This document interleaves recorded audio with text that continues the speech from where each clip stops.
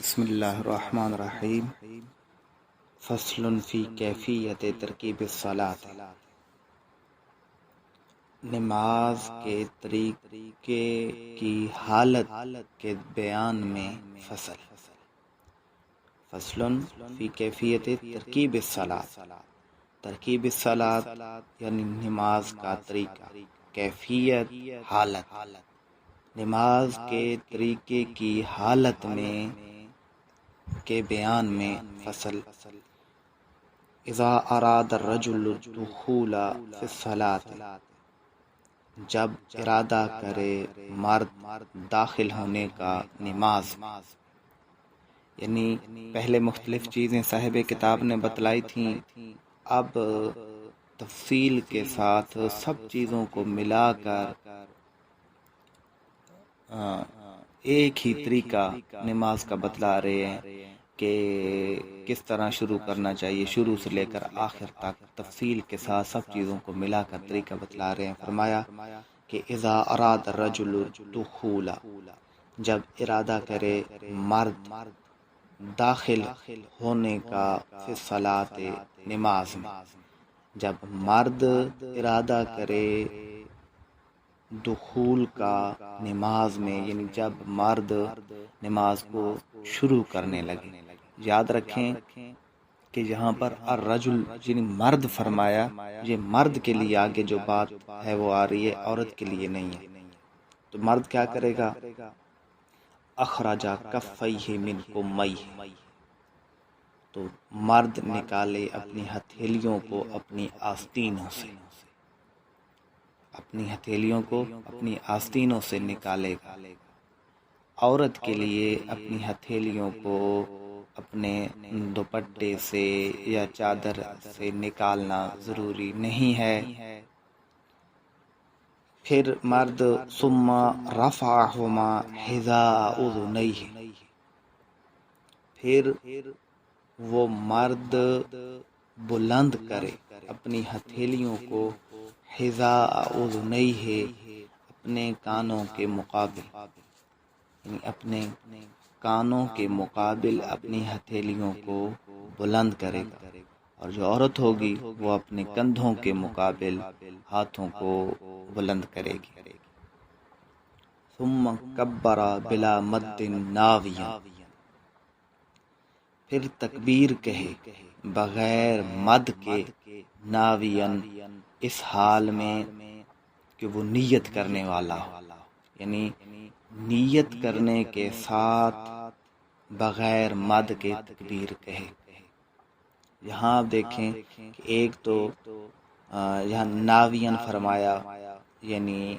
تکبیر جب کہے گا تو اس حال میں کہے گا کہ وہ نیت کہنے والا ہوگا، مطلب یہ کہ کم از کم اتنا حاضر الدماغ ہونا، یا اتنا اس کو نمازی کے لیے ضروری ہے کہ وہ جب نیت کر رہا ہو، تکبیر تحریمہ کہہ رہا ہو، تو اس کا دل حاضر ہو، اس کو معلوم ہو کہ کون سے وقت کی نماز کتنی پڑھی جا رہی ہے۔ تو امام غزالی رحمۃ اللہ علیہ نے احیاء العلوم میں بھی نمازی کے لیے خشوع و خضوع میں سے نیت کی حالت میں کہ اس کا دماغ حاضر ہو، اس کو معلوم ہو، تکبیر تحریمہ کی حالت میں یہ فرض قرار دیا ہے۔ جہاں بھی صاحب نور العزا بھی یہی فرما رہے ہیں کہ جب تکبیر کہے تو اس حال میں کہے کہ وہ نیت کرنے والا ہو، مطلب یہ کہ اس کو معلوم ہو۔ ویسے نیت دل کے ارادے کا نام ہے، تو اس کا دل اس وقت حاضر ہو۔ بلا مد فرمایا، بلا مد کی دو صورتیں ہو سکتی ہیں، ایک یہ کہ مد لفظ اللہ میں ہو سکتا ہے یا اکبر میں ہو سکتا ہے۔ اب اگر لفظ اللہ میں مد کیا جائے، مد کا مطلب یعنی کہ اس لفظ کو لمبا کیا جائے، اگر اللہ میں مد ہو تو اس کی تین صورتیں ہیں، اور اگر اکبر میں مد ہو تو اس کی بھی تین صورتیں ہیں۔ اللہ میں مد کی جو 3 صورتیں ہیں وہ یہ کہ الف کو لمبا کیا جائے، اللہ ادا کیا جائے، تو اس سے نماز شروع ہی نہیں ہوگی، اور اگر دوسری تکبیروں میں کہا تو اس میں سے نماز بھی فاسد ہو جائے گی، کیونکہ اس صورت میں 2 حمزوں کو ملایا جاتا ہے، ایک حمزہ استفہامیہ ہوتی ہے اور ایک حمزہ اللہ کی ہوتی ہے، یعنی اللہ اکبر معنی یہ ہو جائے گا کہ کیا اللہ بڑا ہے، تو اگر کسی نے الف کو لمبا کر دیا یعنی اللہ بنے گا، اور پھر اللہ سے 2 حمزوں کو اکٹھا کیا جائے تو اللہ بن جاتا ہے، یہ ناجائز ہے، جان بوجھ کر اس کو کرنے والے کو علماء کرام نے کہ معنی اگر وہ سمجھ رہا ہے اور وہ اللہ تعالیٰ کی بڑائی میں شک کر رہا ہے تو وہ کافر بھی ہو جائے گا۔ دوسری صورت لفظ اللہ میں مد کی یہ ہے کہ لام کو لمبا کیا جائے، لام کو لمبا کر سکتے ہیں، یعنی اللہ لام کو لمبا کر سکتے ہیں، لیکن وہ جو مد ہو وہ جو لمبا کرنا ہو طبی طور پر ہو، طبی طریقے کے مطابق ہو، بہت زیادہ نہ ہو کہ سانس پھوٹ جائے، اور لفظ ہو جو ہے اس یہاں پر بھی مد نہیں کرنا چاہیے، بس صرف ہا کو ظاہر کر لینا چاہیے۔ تو لفظ اللہ میں اگر الف میں مد کی جائے تو ناجائز ہے، نماز ٹوٹ جائے گی، لام میں کی جائے تو نماز پر اثر نہیں ہوگا، اور اگر ہا میں بھی کر لی جائے تو بھی نماز نہیں ٹوٹے گی۔ اسی طرح اکبر میں بھی 3 صورتیں ہیں، الف کو لمبا کیا جائے، اکبر اگر کہا جائے تو نماز فاسد ہو جائے گی، یہ گناہ ہے۔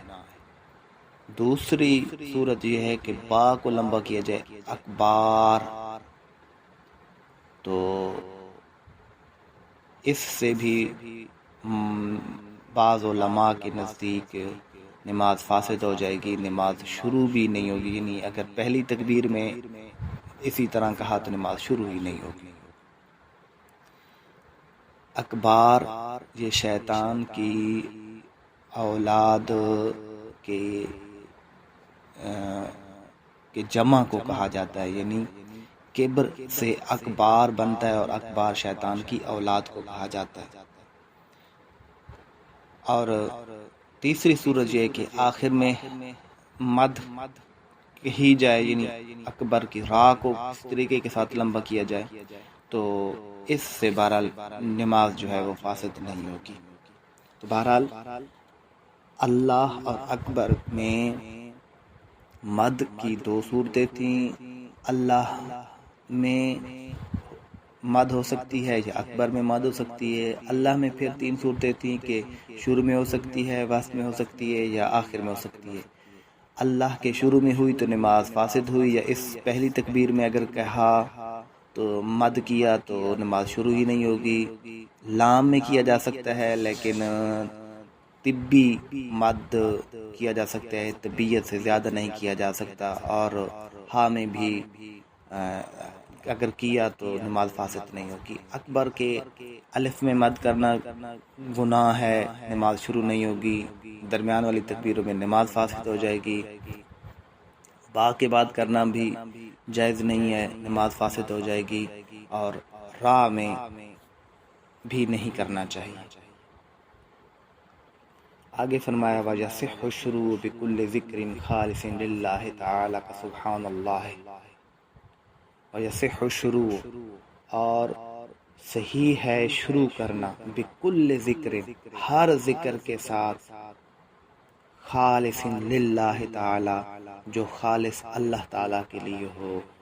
کا سبحان اللہ جیسے سبحان اللہ، یعنی صاحب کتاب کہنا یہ چاہتے ہیں کہ کسی بھی اللہ تعالیٰ کے خالص ذکر کے ساتھ نماز کو شروع کرنا صحیح ہے، جیسے سبحان اللہ، خالص اللہ تعالیٰ کا ذکر، اس میں دعا وغیرہ نہ ہو، اس میں اللہ تعالیٰ سے برکت لینا، یعنی جس طرح بسم اللہ الرحمن الرحیم ہے، اس میں اللہ تعالیٰ سے برکت حاصل کرنے کی استدعا کی جاتی ہے، طلب کی جاتی ہے، تو بسم اللہ الرحمن الرحیم سے شروع کرنا درست نہیں ہوگا۔ اس طرح رب اغفر لی کہا، اپنے لیے دعا ہے، اس سے نماز شروع نہیں ہوگی۔ خالص اللہ کے ذکر سے اگر اس نے شروع کیا تو نماز شروع کرنا درست ہوگا، جیسے سبحان اللہ۔ اب سبحان اللہ یہ خالص اللہ تعالیٰ کا ذکر ہے، اس سے نماز صحیح ہوگی، لیکن یاد رکھنا چاہیے کہ اللہ اکبر یعنی تکبیر کے ساتھ نماز کو شروع کرنا یہ واجب ہے، اور اگر کسی اور لفظ کے ساتھ یعنی سبحان اللہ کے ساتھ شروع کرے گا تو یہ ترک واجب ہوگا، مکروہ تحریمی ہوگا، گناہ۔ وبالفارسیت ان عجز عن العربیت، اور فارسی کے ساتھ یعنی فارسی کے ساتھ شروع کرنا صحیح ہے، ان عجز عن العربیت، اگر وہ عاجز ہو عربی کے ساتھ ادا کرنا، یعنی کوئی شخص عربی کے ساتھ تکبیر کہنے سے عاجز ہے، نہیں کہہ سکتا، تو وہ فارسی میں بھی کہہ سکتا ہے، فارسی کے ساتھ بھی نماز شروع کر سکتا ہے۔ یہاں فارسی سے مراد صرف فارسی نہیں ہے، بلکہ کسی بھی زبان، کوئی بھی زبان مراد ہے عربی کے علاوہ۔ عربی کے ساتھ اگر کوئی شخص تکبیر نہیں کہہ سکتا یا شروع نہیں کر سکتا نماز کو، تو غیر زبان کے الفاظ سے بھی وہ شروع کر سکتا ہے۔ وَإِنْ قَدَرَ لَا يَصِحُّ شُرُوعُهُ بِالْفَارْسِيَّةِ، اور اگر قادر ہے یعنی عربی کے ساتھ نماز شروع کرنے سے پر قادر ہے، تو لا یصح شروعہ، تو صحیح نہیں ہے اس کا شروع کرنا بالفارسیت، فارسی کے ساتھ یعنی غیر عربی کے ساتھ۔ اگر عربی کے ساتھ شروع کرنے پر قادر ہے تو پھر غیر عربی کے ساتھ شروع نہیں کر سکتا۔ ولا قراءتہ بہا فی الاصح، ولا قراءتہ، اور نہیں قرات نمازی کے لیے بہا فارسی کے ساتھ فی الاصح، صحیح تر قول، یعنی صحیح تر قول میں فارسی یا غیر عربی کے ساتھ قرات کرنا یہ درست نہیں ہے، اگرچہ عربی پر قادر ہو یا نہ ہو۔ یہ کہنا یہ چاہتے ہیں کہ اس میں ایک اختلاف ذکر کیا جاتا ہے، تو اس اختلاف کو ختم کرنے کے لیے فی الاصح فرمایا، صحیح تر قول میں یہی ہے کہ بعض علماء کہتے ہیں کہ غالباً یہ امام اعظم ابو حنیفہ رحمۃ اللہ علیہ کا ایک قول بھی ہے، اور یہ بھی علماء فرماتے ہیں کہ انہوں نے پھر بعد میں رجوع فرما لیا تھا کہ اگر کسی کو عربی کے ساتھ نماز وغیرہ نہیں آتی تو وہ اپنی زبان میں اس کے ترجمہ کے ساتھ نماز پڑھ سکتا ہے۔ تو صاحب کتاب فرماتے ہیں ولا قراءتہ بہا فی الاصح، صحیح تر قول کے مطابق فارسی کے ساتھ نمازی کا قرات کرنا صحیح نہیں ہوگا۔ ثم وضع یمینہ علی یسارہ، پھر رکھے اپنا دایاں ہاتھ اپنے بائیں ہاتھ تحت سرتہ، اپنی ناف کے نیچے، اور عورت جو ہوگی وہ اپنے سینے کے اوپر ہاتھ رکھے گی۔ عقبت تحریمت بلا محلت، تحریمہ کے بعد بلا محلت، بغیر محلت کے، بغیر فاصلے کے، بغیر وقفے کے تکبیر تحریمہ کے بعد ناف کے نیچے، اپنی ناف کے نیچے بائیں ہاتھ پر اپنا دایاں ہاتھ رکھے۔ اکبر تحریمہ یعنی تحریمہ کے بعد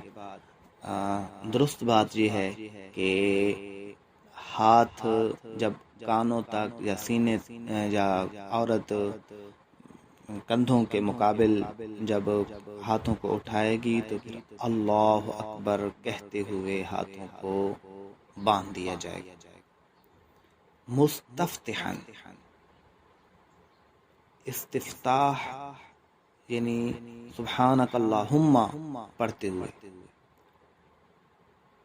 مستفتحاً یعنی آغاز کرتے ہوئے، وَهُوَ أَن يَقُولَ، اور وہ یہ کہ وہ کہے گا سبحانک اللہم وبحمدک وتبارک اسمک وتعالی جدک ولا الہ غیرک۔ سبحانک اللہم، پاکی ہے تجھے اے اللہ، ہر عیب سے، ہر نقص سے تجھے پاکی ہے۔ وبحمدک، اور تیری تعریف ہے، تیری حمد ہے۔ وتبارک اسمک، اور تیرا نام برکت والا ہے۔ وتعالی جدک، اور بلند ہے تیری بزرگی، تیری شان، تیری عظمت۔ ولا الہ غیرک، اور نہیں ہے معبود سوائے تیرے۔ یستفتح کل مسلم، اور یہ استفتاح یعنی سبحانک اللہم کہنا، یہ ہر نمازی کہے گا، یعنی یہ سبحانک اللہم پڑھنا ہر نمازی کے لیے۔ اچھا، یہ جو شروع میں تکبیر کہی جاتی ہے، اللہ اکبر کہا جاتا ہے، اس کے بارے میں علامہ طحطاوی نے لکھا، اس کی حکمت یہ ہے کہ ایک تو یہ کہ بندہ جب ہاتھ اٹھاتا ہے تو یہ اشارہ ہے اس طرف کہ میں دنیا کے سارے کام کاج چھوڑ کر اللہ تعالیٰ کے حضور آ گیا ہوں، یا یہ اشارہ ہے اللہ تعالیٰ کی توحید کی طرف۔ واللہ اعلم بحقیقت الکلام۔